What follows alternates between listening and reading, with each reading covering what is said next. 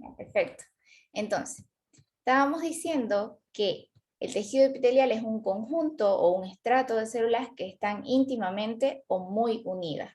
Quiere decir que entre célula y célula hay muy poquita matriz extracelular, espacio extracelular, y que obviamente entre célula y célula se encuentran muy pegaditas, ¿ya? A eso le llamamos íntimamente unidas, como si esta fuese una célula y la otra, y así todas se encuentran bien juntitas. ¿Qué más? Vamos a encontrar al tejido epitelial tapizando cavidades, como por ejemplo la cavidad pleural, la cavidad del peritoneo, cavidades, y también la vamos a encontrar tapizando, a ver, creo que se me puso la pantalla negra. Bueno, sigamos. Tapizando órganos, ¿ya? Estos órganos, de preferencia, son órganos que en su interior son huecos, ¿ok? Entre ellos podemos encontrar los órganos del sistema digestivo, del sistema urinario. Acordémonos, del sistema digestivo tenemos esófago, que es un órgano que en su interior, al decir hueco, es que en su interior como un espacio, ¿ya? Y ahí está el esófago, también. ¿Se me escucha? Hola. Sí, ya se escucha. ¿En qué parte me quedé? O creo que estaba hablando sola un rato. ¿Alguien se acuerda en qué parte me quedé? Lo escuché hasta donde decía del esófago, que es un órgano hueco. Ah, ya. Es que a mí se me puso la pantalla en negra. Ya, sigamos. Entonces, estábamos hablando de que, aquí está la imagen, están los órganos huecos como los del sistema urinario. Ya vemos riñones, vemos uréteres, vejiga, uretra, etcétera, etcétera. En los de la vía digestiva, que les mencionaba, esófago, también intestino, tapizando órganos huecos y cavidades. ¿Se acuerdan la cavidad del peritoneo que va a estar recubriendo a los órganos, más que todo del abdomen, la cavidad pleural que va a estar cubriendo a los pulmones, así, etc. También vamos a encontrarlo tapizando superficie. ¿Qué me voy con esto? Va a estar tapizando todo nuestro cuerpo. Quiere decir que vamos a encontrar tejido epitelial en la piel. Si se acuerdan de biología, había una estructura que se llamaba epidermis en la piel, ¿ya? Esto lo van a ver mejor en tejido tegumentario, ¿ya? Ahí, pero ahí vamos a encontrar epitelio y va a estar tapizando todo nuestro cuerpo, tapizando una superficie, ¿ya?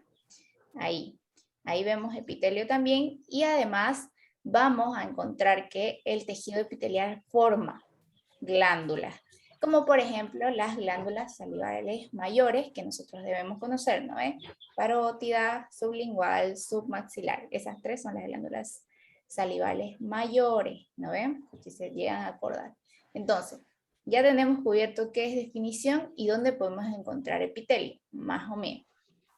Características del tejido epitelial. Ya son 4 importantes características.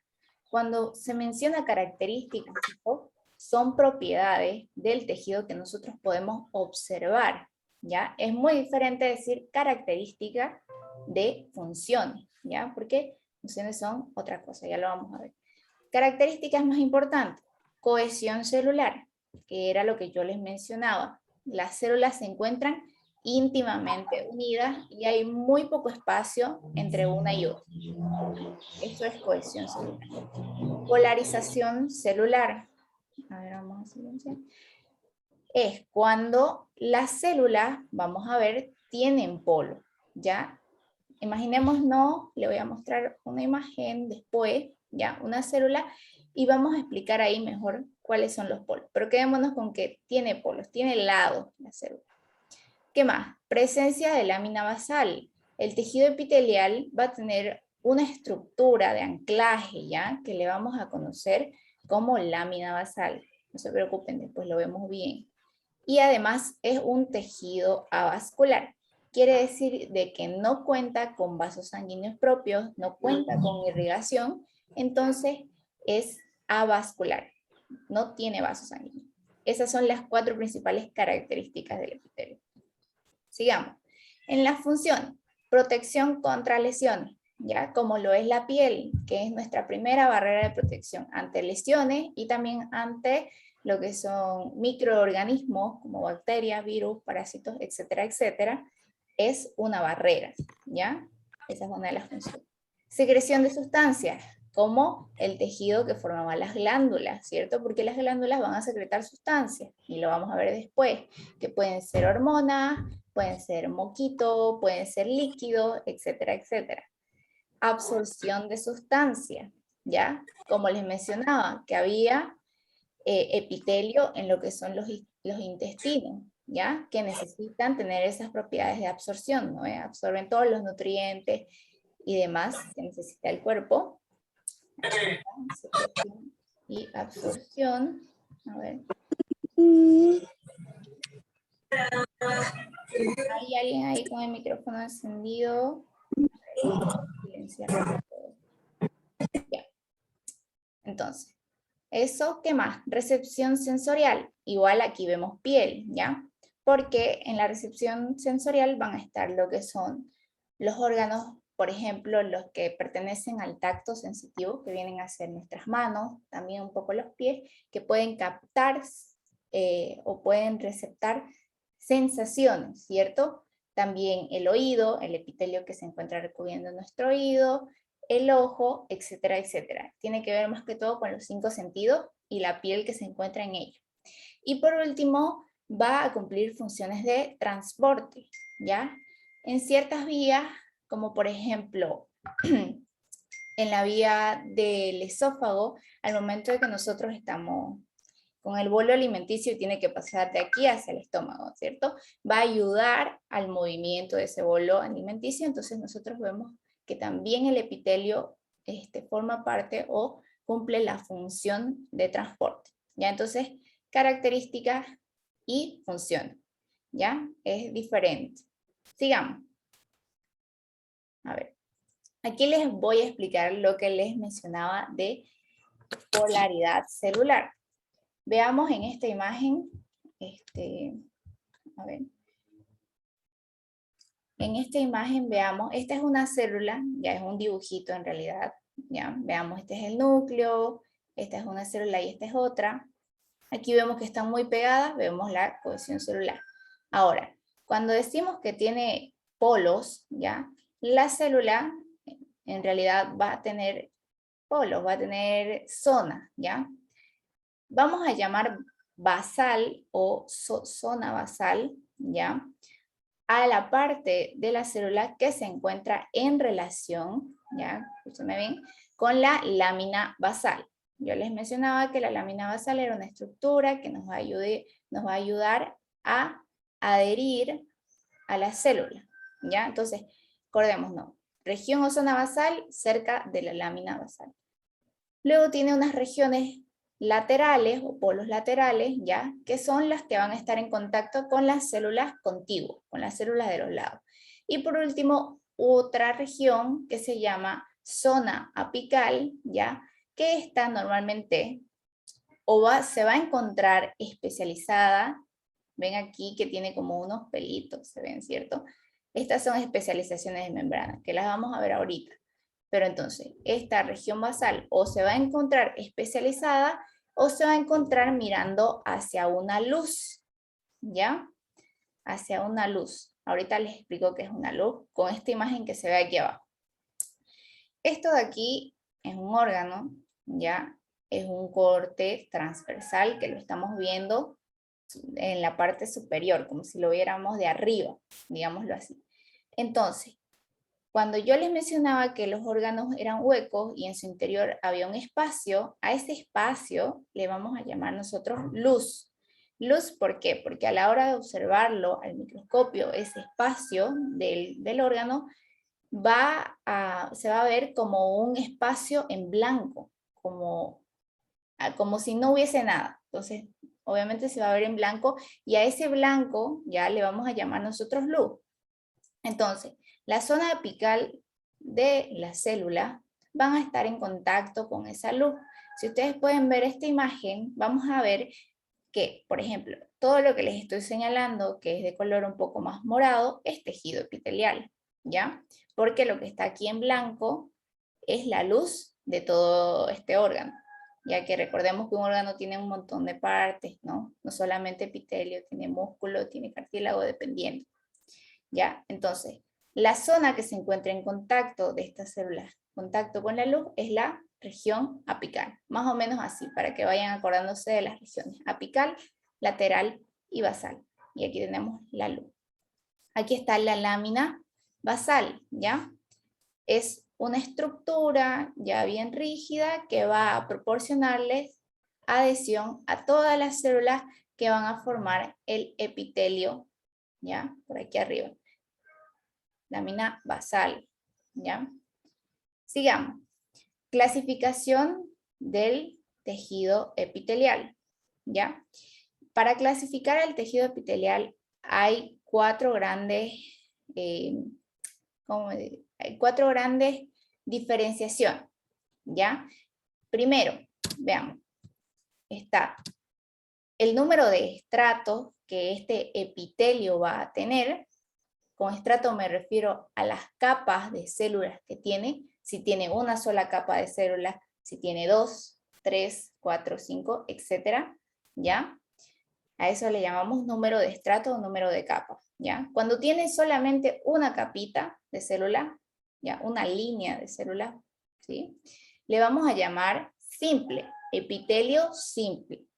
Cuando tiene de 2 a más capas, le vamos a llamar estratificado, ¿ya? Porque es un conjunto de capas, es un estrato, ¿ya? Sigamos. De acuerdo a la forma de la célula, ¿ya? Las células que van a estar en capas o no, o sea, simple o estratificadas, van a tener una forma. Esta forma puede ser plana o también escamosa, le dicen algunos libros, cúbica, ya que tiene más esta formita de cubo, y estas cilíndricas que también en algunos libros le llaman columnares, ¿ya? Las planas, como ven, tienen esa forma más aplanada, más achatada y más alargada hacia los lados, ¿ya? Entonces las vamos a ver así, como si fuesen unas escamas. Ya ven, estas son las celulitas, casi no se ven mucho, ¿ya? Epitelio plano, ya, diré células planas. Tenemos aquí a las cúbicas, que como su nombre lo dice, tienen esa forma cúbica más cuadradita, ya aquí las ven. No es obviamente un cubo perfecto, ya es lo que podemos nosotros observar. Y luego tenemos a las cilíndricas o columnares, que son un poco más alargadas hacia arriba, y tienen una forma así como más rectangular, o su nombre cilíndrico, ¿ya?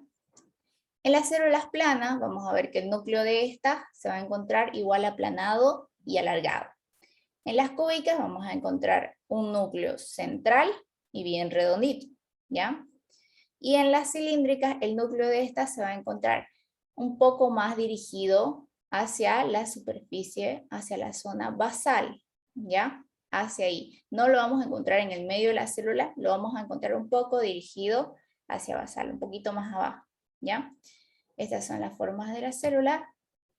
¿Qué más? Especializaciones de la zona apical. Yo les mencionaba que en la zona apical van a haber unas especializaciones. Estas pueden ser microvellosidades, cilios, y también hay otra tercera especialización que son los estereocilios, ¿ya? Que estos no los puse aquí porque no son muy importantes, no resaltan mucho, ¿ya? Más concentrémonos en microvellosidades y cilios, ¿ya? Y por último, la presencia o no de queratina en el epitelio, ¿ya? Estos de aquí que tienen como un asterisco pequeño acá, los pongo así porque hay algunos tejidos que no tienen especializaciones en la zona apical y tampoco tienen queratina, ¿ya? Entonces esta es como una clasificación que no se va a cumplir del todo. En cambio esta sí, siempre va a haber o un epitelio va a ser simple o va a ser estratificado, y la forma de sus células o va a ser plana, o va a ser cúbica, o va a ser cilíndrica. Además de este número de estratos, ¿ya? Existe una tercera, podríamos decir, clasificación que le llaman pseudoestratificado. A ver, veamos aquí si es que me están prestando atención. ¿Alguien puede decirme si se acuerda o se ha estudiado también a qué le llamábamos pseudoestratificado? Me parece, pero no Es es. cuando parece estratificado, pero no. Bien, Patricia, perfecto. Nosotros a simple vista en el microscopio vamos a ver como si hubiese varias capas, como si estuviese estratificado, pero en realidad no está. Las células todas van a estar ancladas en la lámina basal. Vean aquí como la ha dibujado, la ha puesto como de azul. Esta es la lámina basal. ¿Bien? Todas van a estar ancladas, pero van a estar superpuestas las unas a las otras. Por lo tanto, no nos va a dejar mirar con claridad y vamos a pensar que ese tejido está estratificado, que son varias capas, pero en realidad no lo son. Solamente hay una capa y por eso se llama pseudoestratificado. Pseudo quiere decir falso. Y entonces es una falsa estratificación que nosotros vamos a ver. ¿Ya? Eso. Además, existe un epitelio también que se le llama epitelio de transición, ¿ya? Que lo vamos a encontrar normalmente en la vejiga, que va a ser un epitelio que va a cambiar su forma, ¿ya? De cúbica tal vez a columnar, cuando este epitelio necesite distenderse o contraerse, ¿ya? Pero estas son clasificaciones más aparte, ¿ya? Estas son las que ustedes necesitan aprender para su parcial, ¿ya? Ahí les dejo. Veamos ahora estas especializaciones, ¿ya? Los cilios y las microvellosidades, aquí a este lado, ¿ya? Los cilios van a ser especializaciones de la zona apical, ¿ya? ¿Qué va a pasar? Que en la zona apical de las células, ¿ya? Acordémonos que todas las células tienen membrana plasmática, ¿ya? Esta membrana plasmática se va a sufrir un cambio, una especialización, ¿ya? De membrana. Entonces, vamos a ver cómo en la región apical esta membrana va a empezar a deformarse, va a evaginarse y se van a formar como una especie de estructuras, podríamos decir, alargaditas, como si le salieran pelitos a la célula, vamos a decirlo así. Y entonces, una de esas especializaciones son los cilios. Estos cilios van a estar compuestos por microtúbulos. Si se acuerdan, este orgánulo no membranoso de la célula, microtúbulo, ¿ya? Y estos microtúbulos van a encontrarse en una disposición de 9 más 2, ¿ya? Esta es como una formulita, podríamos decir, para la organización de los cilios, ¿ya? Veamos en esta imagen, no se ve muy claro, pero este va a ser un cilio, ¿ya? Y aquí nos está mostrando su interior. En el interior vamos a ver que existen 9 dobletes de microtúbulos, quiere decir, vamos a encontrar 2 microtúbulos juntos, van a formar un doblete, y vamos a encontrar 9 de esos dobletes formando como un círculo, y en su interior vamos a encontrar 2 microtúbulos, ¿ya? Es un poquito complicado, pero ahí se los dejo. 9 dobletes de microtúbulos más un par central, ¿ya? Así se llama. Todo esto va a estar formando la estructura del cilio. Además, a la membrana que va a estar recubriendo este cilio le vamos a llamar axonema, y este cilio va a nacer, ¿ya? O va a empezar a formarse a partir de un cuerpo basal, ya que se ve una estructura aquí más pequeñita, y a este cuerpo basal también podemos llamarle centro organizador de microtúbulos, que es lo que está aquí abreviado, ya centro organizador MT microtúbulo, ¿ya? Este cuerpo basal además tiene una organización distinta. En vez de ser dobletes, los que se encuentran aquí de microtúbulos van a ser tripletes, ya es decir, van a haber 3 microtúbulos juntos, pero ahí se los dejo para que no se confundan mucho. ¿Qué van a hacer los cilios? ¿Qué función cumplen? Mueven líquido, ¿ya? Y además partículas, tienen esa función de movimiento, ¿ya? Los cilios son estructuras bien rígidas, entonces van a ayudar a mover líquidos y partículas. Lo podemos observar, si no me equivoco, en el esófago, ¿ya? Además, algunas bibliografías dicen que los cilios pueden llegar a formar estructuras más grandes como los flagelos de los espermatozoides, ¿se acuerdan? ¿Ya? Y como son estructuras grandes, van a participar, además de mover el líquido, en movimiento propio de la célula, como en los espermatozoides, que tienen ese movimiento propio gracias a los flagelos, y esos flagelos están formados por cilios, perdón, ¿ya? Eso como dato extra. Luego, la otra especialización son las microvellosidades. ¿Ya? Estas microvellosidades son más finitas que estos cilios porque van a estar formadas por filamentos de actina, no microtúbulos, sí filamentos de actina. Estos filamentos de actina, ya vean aquí en esta imagen, digamos que estas líneas de color naranja son los filamentos de actina, ¿ya? Se van a estar unidas, entre otras, bajo varias proteínas. Entre ellas está la fimbrina, la vigina, ¿ya? Etcétera, etcétera. Incluso aquí en la parte superior vamos a encontrar otra proteína que es la bimentina, ¿ya? Esto es un poco más de memorización. Además, va a haber un velo terminal, que es donde van a nacer estos filamentos de actina, estas microvellosidades, que es una parte de acá, que va a estar formada por filamentos intermedios, que se van a anclar a estos filamentos de actina, que van a formar las microvellosidades. ¿Ya? Un poquito complicado, pero ahí está. ¿Qué van a hacer las microvellosidades o en qué van a participar? En absorción. Ya estas microvellosidades son estructuras que van a darle la capacidad al epitelio para absorber. ¿Dónde vemos eso? Vía digestiva, ¿cierto? Absorber nutrientes, etcétera, etcétera. Sigamos. Esas son las dos especializaciones. Ya. Los esterocilios, como les mencionaba, es un tipo de epitelio diferente que normalmente podemos observarlo, ¿ya? En lo que es el epitelio especializado del oído interno, ya ahí vemos esterocilios, pero ya no es muy importante. Ahora, hablemos de otras especializaciones, ¿ya? De la membrana. Ya habíamos visto las de la zona apical. En las otras zonas también hay especializaciones, ¿ya? En la zona lateral, acuérdense, a los lados de las células, van a haber tres tipos de especializaciones. Las ocluyentes, las adherentes y las comunicantes, ¿ya? Estas tres. Miren, esta es una célula, no está muy clara la imagen, pero esta es una célula, ¿ya? Y aquí vemos las especializaciones ocluyentes, uniones ocluyentes, uniones herméticas, uniones estrechas, así se llaman. Las uniones adherentes o de anclaje, vean, esta es la zona lateral, y las uniones comunicantes o nexos también se les llama, ¿ya? En las uniones ocluyentes, ¿ya? Vamos a encontrar que estas son uniones de tipo hermético.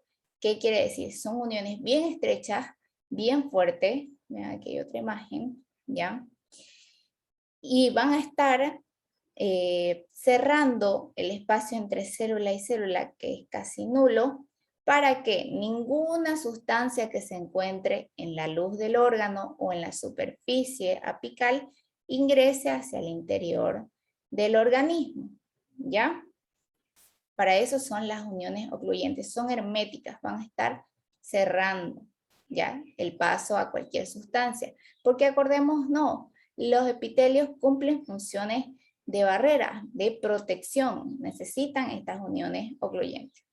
Luego, uniones de anclaje o adherente, ya como su nombre lo dice, son adherentes, van a adherir una célula a la otra y van a dar estabilidad, ya, entre células.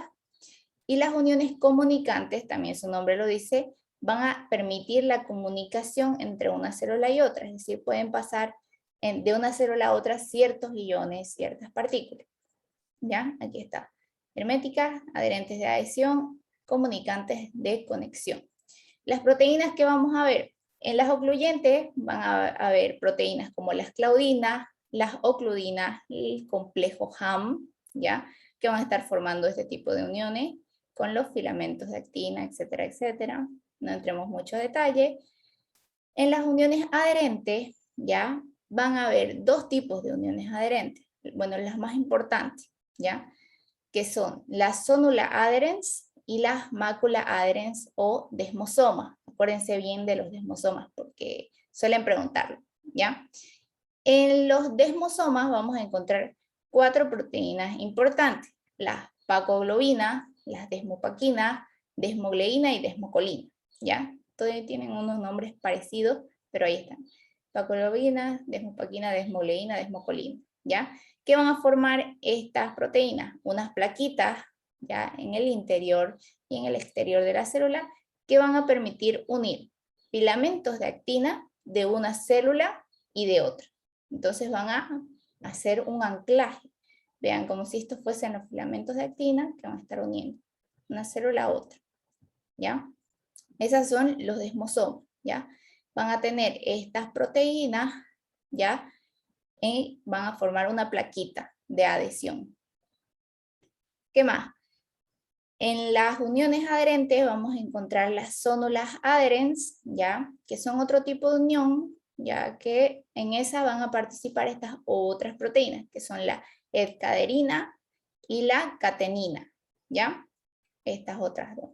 Y luego en las uniones comunicantes van a participar las proteínas conexinas, que van a agruparse de 6 en 6 para formar unas estructuras que se llaman conexones, que son como una especie de canal que va a cruzar de una célula, de la membrana plasmática de una célula a otra, y en su interior ya van a tener un espacio ya para que funcionen como un canal, para que por ahí puedan pasar ciertos iones y haya esa conexión o esa comunicación. Esas son otras especializaciones de la región lateral, ¿ya? Digamos, en la región basal, si se acuerdan, en la región basal de las células había una lámina basal, que esta lámina basal va a ser un sitio de unión o adhesión del epitelio. Ya vean, esto de aquí vendría a ser epitelio, aquí tiene su nombre, epitelio, la membrana basal, y lo que está por debajo es tejido conjuntivo. Ya, ahorita explico bien esto. Entonces, es un sitio de adhesión tanto del epitelio y del tejido conjuntivo, conectivo, ¿ya? Esta lámina basal va como que marcar un límite, además. En esta lámina vamos a encontrar bastante colágeno de tipo 4, por eso es que es una lámina rígida. Además vamos a encontrar proteínas que van a ayudar a esta adhesión, que son la fibronectina y la laminina, ¿ya? Además, aquí existe otra especialización ya de la lámina basal, donde vamos a ver que esta lámina se va a adherir a las células del epitelio mediante estructuras llamadas hemidesmosoma. ¿Se acuerdan? Hace rato mencioné los desmosomas, que eran 2 plaquitas, una externa y una interna, que ayudaban a la adhesión. En cambio aquí va a haber un hemidesmosoma, quiere decir que solamente va a haber la mitad de una de esas plaquitas, ¿ya? Más o menos así para que nos quedemos. Y aquí está igual la lámina basal. La lámina basal tiende a no verse en el microscopio, pero cuando se ve de un color más oscuro, ¿ya? Ahora, olvidaba mencionarle esto del tejido conectivo. Se dice normalmente que donde hay un epitelio hay tejido conectivo por debajo. ¿Esto por qué? Porque ya les mencioné al principio que el tejido epitelial es un tejido avascular, no tiene vaso. Entonces, ¿cómo las células van a conseguir su propia nutrición y las sustancias necesarias para la supervivencia, ¿cierto? Para que realicen sus funciones diarias. El tejido... Porque el tejido conectivo le da los vasos sanguíneos para poder alimentarse al tejido epitelial. Perfecto. Bien. El tejido conjuntivo es un tejido muy rico en vasos sanguíneos. Vean acá, esto es un vasito sanguíneo, aquí hay otro, ¿ya? Entonces, estos vasos sanguíneos van a nutrir al tejido conectivo y estos nutrientes además van a poder pasar, de acuerdo a las necesidades, por la lámina basal y llegar al epitelio. Entonces, así se va a llegar a nutrir nuestro tejido epitelial, ¿ya? Sigamos. A ver. Ahí. Bueno, ya entonces con eso terminamos lo que son las especializaciones, ¿ya? Y generalidades de lo que es tejido epitelial. Vamos a pasar al tema de epitelio glandular, ¿ya? Que no es tan difícil, pero es necesario que lo sepan. Sabemos que las glándulas son tejidos, son masas celulares que van a secretar sustancias. Existen dos tipos de glándulas, las exócrinas, las endocrinas, ¿se acuerdan? A ver, ¿quién nos puede hablar sobre glándulas endocrinas? Las glándulas endocrinas son las que vierten su contenido de secreción hacia adentro del organismo, hacia el torrente sanguíneo. Bien, ¿Secretan perfecto. hormonas? ¿Qué más, Nair? ¿Secretan hormonas? Ya. Además, bueno, ya está bien, esas son las endocrinas. Ahora las exócrinas. A ver. Las exócrinas verterían sus hormonas hacia afuera del organismo, como en el caso de las glándulas sudoríparas. Exacto. Entonces, cuando hablamos de endocrina y hacemos referencia al término endo, ¿ya? Quiere decir que toda sustancia que vaya a producir esa glándula la va a verter hacia el interior de algo, endo, ¿ya? En este caso, hacia el torrente sanguíneo, el interior de nuestro organismo. En cambio, cuando escuchamos exócrina, exo quiere decir como salida hacia afuera, ¿ya? Entonces, las glándulas exócrinas, todas las sustancias que vayan a formar las van a excretar hacia una superficie. Y está muy bien ahí el ejemplo de, por ejemplo, la piel. En la piel vamos a encontrar glándulas sudoríparas, también glándulas sebáceas, que van a verter su contenido hacia una superficie, ¿no? ¿Cierto? Nosotros podemos sudar y vemos cómo va saliendo ese sudor hacia la superficie de nuestra piel, ¿ya? Entonces, para que entremos más, diré, para que no entremos mucho en detalle, vamos a hablar solo de las glándulas exócrinas, ¿ya? Que son las que más nos interesan. ¿Por qué? Porque es la que más explica el libro, ¿ya? En las glándulas exócrinas vamos a estudiar el mecanismo de secreción de estas glándulas, la cantidad de células que componen estas glándulas y el tipo de secreción de estas glándulas, ¿ya? Esos tres criterios, ¿ya? Además, las sustancias que vayan a formarse en estas glándulas pueden ser hormonas, pueden ser sudor, pueden ser sebo, pueden ser moco, pueden ser varias, no necesariamente que sean hormonas, ¿ya? En lo que es glándulas exócrinas. Veamos el mecanismo de secreción, ¿ya? Existe tres, de hecho son cuatro, pero acá no encontré la imagen, ¿ya?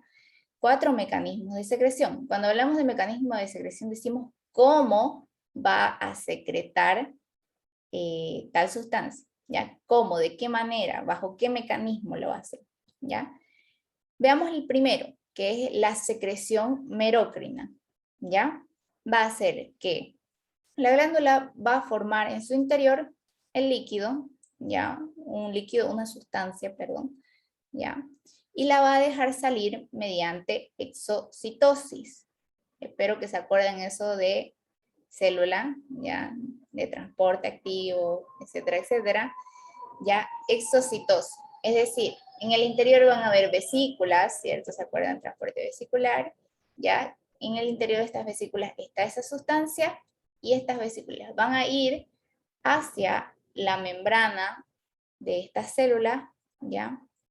Y van a fusionarse con esa membrana, dejando solamente salir a la sustancia. Más sin embargo, la vesícula se fusiona con la membrana, ¿ya? Entonces solamente, como ven en la imagen, sale estos puntitos que vendría a ser esa sustancia, ¿ya? A esta secreción le llamamos merocrina. Y no hay pérdida de membrana, acuérdense de eso. No perdemos membrana aquí, solamente sale la sustancia que necesita ser secretada, ¿ya? Ese es el mecanismo de secreción, ¿ya? Mediante exocitosis. Luego tenemos la secreción apócrina, ¿ya? Que es cuando igualmente hay vesículas en el interior de esta célula que tienen sustancias, pero estas vesículas no se van a fusionar con la membrana de las propias células. Estas vesículas van a salir en su totalidad. Entonces, vamos a ver, como en la imagen se ve, este tipo de secreción, como si salieran estas vesículas, estos pedazos, ¿ya? De célula, ¿ya? Y a esto le llamamos nosotros secreción apócrina o con pérdida de membrana, porque estamos perdiendo parte de la membrana de esta célula. ¿Dónde vemos esta secreción? Normalmente a la hora de lactar, ya cuando los bebés toman leche, ya las glándulas mamarias realizan este tipo de secreción apócrina, ya con pérdida de membrana, sin pérdida, ya merocrina, apócrina. Ahora la holocrina, ya este tipo de secreción ya es también conocida como secreción por muerte celular, ¿ya? ¿Por qué? Porque en el interior de esta célula, ya las sustancias que van a estar siendo formadas van a llegar a formarse, ya de tal manera que va a haber demasiada sustancia en el interior de la célula, a tal punto de que la célula se va a hinchar y va a explotar, digámoslo así, ¿ya? Va a explotar y solo de esa forma la sustancia que esté secretada va a poder salir, ¿ya? Vean aquí como si se estuviesen explotando la celulita, ¿ya? Entonces, a esta le llamamos holocrina o muerte celular, porque necesariamente la célula, ahora vamos a silenciar, necesariamente la célula tiene que morir para liberar dicha sustancia, ¿ya? Holocrina, merocrina, apocrina. Ahora, la cuarta, que no la tengo aquí la imagen, pero les menciono, es la secreción parácrina, ¿ya? El mecanismo de secreción de esta no es muy importante. Lo que es importante es saber que las glándulas parácrinas, ya que tienden a ser células que van a ir a estimular, van a liberar sus sustancias hacia las células contiguas, hacia las células que tienen a su alrededor, ¿ya? ¿Me dejo entender? Entonces, esta célula, digamos que es una célula de secreción parácrina, ¿ya? Y cuando necesite estimular a las células de a los lados o de su alrededor, va a liberar una sustancia hacia esa célula. Parácrina quiere decir de una célula a otra, ¿ya? Ese tipo de secreción. Es la cuarta, ¿ya? Holocrina, merocrina, apocrina y parácrina, ¿ya? Que no encontré la imagen. Ahora veamos. Epitelio glandular de acuerdo a la cantidad de la célula. Vamos a encontrar que existen glándulas que van a estar formadas por una sola célula, cantidad de células, o por varias células, ¿ya? En las de una sola célula, ¿ya? A estas células que son glandulares, ¿ya? Les vamos a llamar células caliciformes, es decir, a las glándulas unicelulares les llamamos células caliciformes. Vean, esto de acá que se ve de color morado, vienen a ser esas glandulitas caliciformes, ¿ya? Que es una especie, se ve incluso en el microscopio de color medio blanquecino o rosáceo, y en su interior tienen sustancia para secretar, ¿ya? Caliciforme. A las multicelulares, es decir, que están compuestas de varias células, como las que están aquí en los dibujitos y como las que ven aquí, ¿ya? Esa es su característica, van a ser más grandes, pueden tener un solo túbulo de salida, pueden formar acinos, ¿ya? Formar y ser multiramificada, vean aquí bastantes ramificaciones, entonces pueden ser multicelulares, sean de un solo túbulo, de varios, pueden tener ramificaciones, pueden formar acinos, etcétera, etcétera, etcétera, ¿ya? No hay que entrar mucho en detalle. Y por último, veamos el tipo de secreción, ¿ya? De acuerdo a si van a secretar moco, van a ser mucosas, si no, van a ser cerosas, si secretan líquido, y si secretan ambos, una mezcla de los dos, le vamos a llamar mucocerosa, ¿ya? Mucosa, mucocerosa y cerosa. Un ejemplo principal de estos tres tipos de secreciones son las tres glándulas mayores, que ¿quién se acuerda de ese ejemplo? Yo lo di antes, a ver de mis alumnos si están por ahí, o si también les dio la UCI.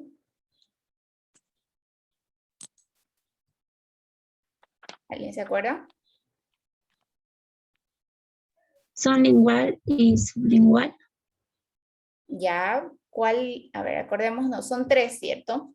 Tres glándulas mayores. ¿Cuáles son esas tres? Ya, parótida. Submaxilar y sublingual. Ya, submaxilar y sublingual, son 3. Cada una de estas tiene un tipo de secreción. ¿Cuál es el de la parótida? Serosa. Bien. La de la submaxilar, Mucoserosa. mucoserosa. Y por ende la sublingual es, Mucosa.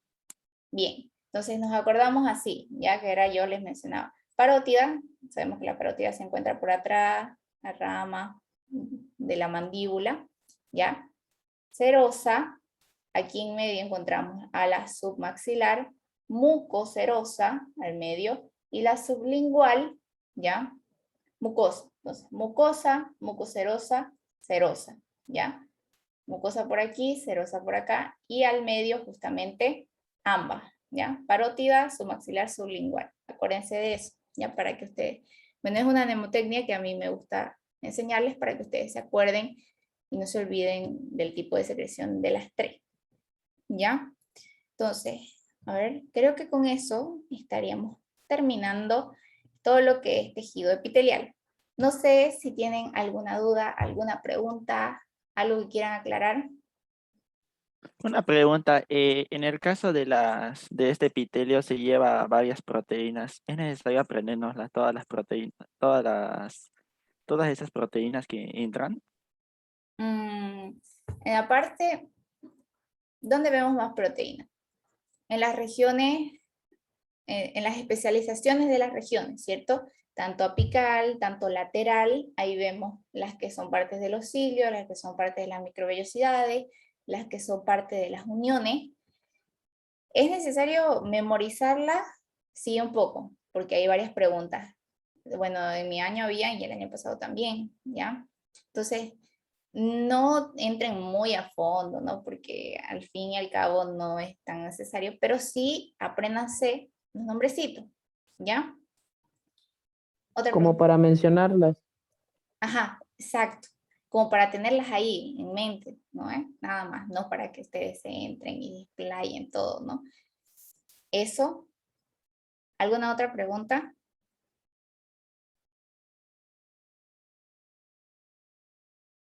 Ninguna. Ok, entonces, yo les voy a hacer una pregunta que me olvidé mencionarles y como me olvidé, ustedes me van a ayudar. ¿Ya? Existen epitelios que tienen nombres diferentes, ¿ya? A ver, vamos a la parte de mi diapositiva donde hablaba de los nombres, ¿ya? De las clasificaciones, diré, perdón. No les mencioné, aquí está, uy, ¿ya? Ya, no les mencioné que en esta clasificación, ya, está el cómo vamos a llamar nosotros al epitelio. Ya, en este orden se llama al epitelio. Por ejemplo, si yo quiero hablar de un epitelio, a ver, por ejemplo, a ver cuál, el de la piel, ¿ya? Vamos a primero empezar diciendo tejido epitelial. Vamos a ver, ¿este epitelio es simple o estratificado? Estratificado, ¿ya? Entonces decimos, tejido epitelial estratificado, ¿qué forma tienen las células de ese epitelio? En este caso son planas. Buscamos, entonces, Es la tejido. formulita que nos dio, ¿no? La formulita que nos dio para poder nombrar a un tejido. Sí, esa fórmula ya es esto, es todos estos pasos. Entonces, primero decimos, tejido epitelial estratificado o simple, cualquiera de los dos. Luego nombramos la forma de la célula, sea plana, sea cúbica o sea cilíndrica. Por ejemplo, tejido epitelial estratificado plano, ¿ya? Si tiene especializaciones de membrana, tejido epitelial estratificado plano con microvellosidades o con cilios, ¿ya? Y si tiene queratina, tejido epitelial estratificado plano con microvellosidades y queratina, ¿ya? O queratinizado también se le dice. Entonces, este es el orden. Yo no puedo decir tejido epitelial con microvellosidades, queratinizado, plano, estratificado o decir otro orden porque no está bien llamado el epitelio, ¿ya? No está bien dicho, ¿ya? Siempre empezamos con el número de estratos, con la forma de la célula, si tiene especializaciones y si tiene queratina, No puedo yo nombrarlo de otra manera que no sea este orden, porque está mal dicho, ¿ya? Por eso les dejé aquí con numeritos. Luego, una preguntita, que igual me olvidaba mencionarla. ¿Alguien sabe qué es el mesotelio y el endotelio? ¿Han escuchado alguna vez?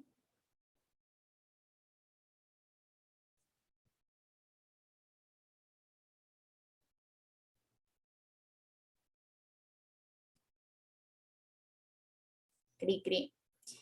¿Saben qué es el mesotelio y el endotelio? Es pregunta de examen. El endotelio es lo que reviste los vasos sanguíneos. Ya, perfecto. En tejido epitelial vamos a encontrar estos tipos de epitelios que tienen un nombre diferente, ya, que está el endotelio, el mesotelio, el endocardio y esos tres, ya. El endotelio va a estar formando lo que son, o va a ser parte del tejido epitelial de los vasos sanguíneos. El mesotelio va a estar formando lo que son, va a estar recubriendo Cavidades. Las cavidades del cuerpo. Sí. ¿Y cuál es la pregunta de examen ahí de endotelio y mesotelio? ¿Qué tipo de epitelios son estos? ¿Ya? Son epitelios simples, planos. Exacto. Son planos simples. Plano simple. Acuérdense siempre de eso. ¿Por qué les digo? Porque es pregunta de examen, ¿ya? Entonces, siempre que hablemos de endotelio y mesotelio, pensemos epitelio simple plano, no plano simple, simple plano, ¿ya? Eso. Después creo que no me he olvidado mencionar nada más. El endocardio también sería, ¿no? ¿Auxiliar o no? Sí. Sí, exacto. El endocardio, ¿se acuerdan, no? El epitelio que va a estar recubriendo corazoncito. Ya. Si no tienen dudas y no tienen preguntas, y yo también creo que ya quedé ahí bien explicada, y ya han leído, me imagino, vamos a pasar a mí, bueno, mis alumnos me conocen, y a mí me gusta siempre hacer una actividad al final, ¿ya? Para asegurarme que todos ustedes han captado el tema, ¿ya? Me gusta preguntarles algo, regalarles puntos, etc. Aquí no vamos a regalar puntos, por si acaso no puedo, pero vamos a hacer esta actividad, ¿ya? Dice ready for a quiz, ¿ya? Quiz.